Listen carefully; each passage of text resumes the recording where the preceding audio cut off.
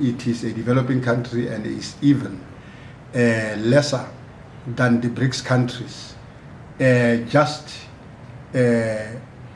wake up in the morning and say we are doing away with coal mines in the country.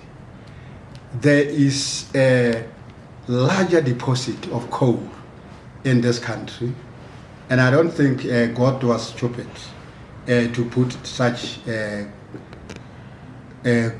deposit of coal. It was meant for the development of this country. Now recently we have heard some calls from abroad. Countries has come together, including the United States and the Western countries, putting together the money to say we give you this money and you must close coal mines. We reject that. We utterly reject that as the National Union of Mineworkers. Yes, we can take money for other developments, for clean energy. I mean, we engage stakeholders. As you know that I'm the Deputy President of Industry Hall. I was in London December of 2019, and we engaged in a steering committee of Rio Tinto, where we met presidents from America and other areas of trade unions.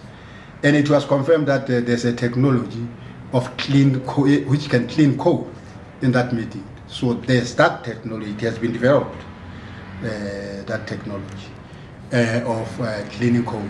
So we are calling upon the industry and the government of South Africa to seek that technology to be used to clean coal in this country. We wonder why South Africa is targeted among all these countries. You have mines of coal in India. China is piling a lot of coal, taking it from Africa. Nobody is forcing it. And you have Nigeria is producing coal, and Niger, and Mauritania, and Senegal. There are a lot of countries, even Botswana. Botswana has discovered billions of deposit of coal in Mamabulo. They mine coal in Botswana. But there's no pressure in other countries. Pressure is being put on South Africa. We suspect that there's an imperialist agenda to take South Africa backward somehow.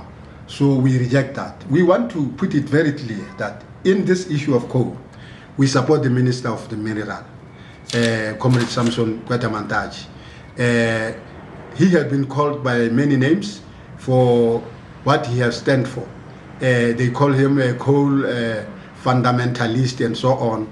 I think as a mine worker, he understands that when you are going to destroy 92,000 jobs in Mpumalanga and more than 200 related income that is supporting people in that area, is going to be a disaster. And South Africa is at more than 30% of unemployment. And we cannot deliberately just create more unemployment.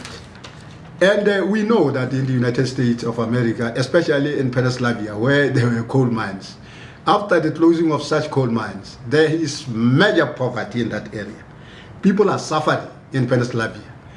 And that's why Donald Trump was saying that, if you recall, Donald Trump decided to withdraw from this thing of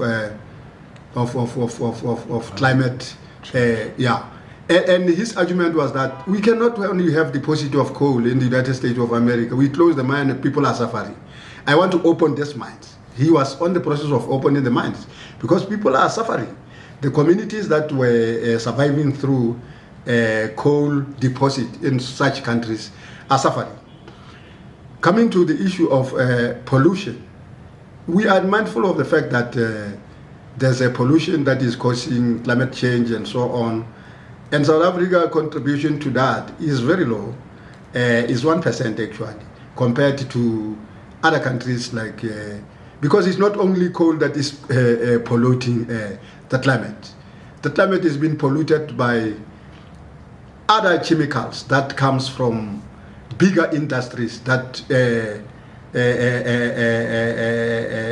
manufacture steel, manufacture cars, manufacture every kind. Such gas that is being released from such factories are also contributor to pollution. So we are mindful of this climate change issue, but we are saying that South Africa is contributing lesser, and hence we are saying we are calling for a clean technology that can be able to assist in terms of our coal industry in the country. So, Comrade President, is the NUM opposed to renewable energy? NUM is not opposed to renewable energy. I want to put it very clear. NUM problem with renewable energy is that you cannot take people called the IPPs and put them at Eskom, and you then pay them the money that you get from government, and Eskom is indebted. We are saying those people that find it a way of generating clean energy, let them have their own factories.